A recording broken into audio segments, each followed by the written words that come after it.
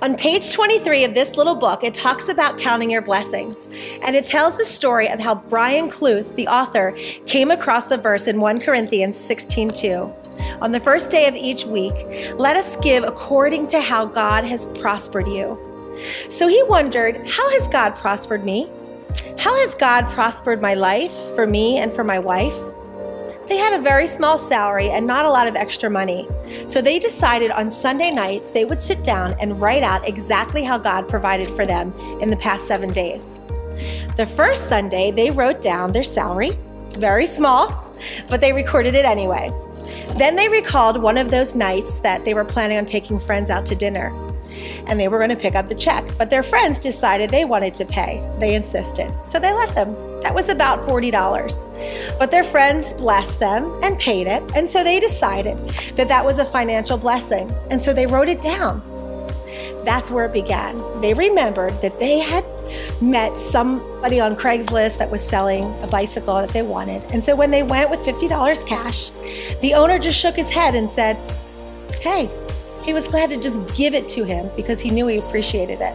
Again, that was a blessing from God, and they wrote that down. Birthday money came in for his wife, and a side job for Brian was done and finally paid. And when they added that up to the blessing fund, it was $150 of tangible financial blessings that they had recorded for that week. So they decided to take 10% of their salary and give that to their local church. That's what a tithe is.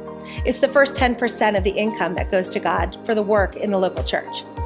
They then took 10% of the $150 blessing fund, which was $15, and sent it to a missionary overseas.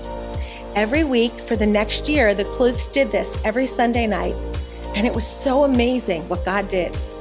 One time, they went to go buy a car for $3,000, and when they arrived, the money that the seller was asking for it, he changed his mind and said $2,000. That was a $1,000 blessing. So at the end of the year, they added up everything they had figured they made, $15,000 of income, with $1,500 going to the local church. But when they added up the blessing fund, it was $25,000.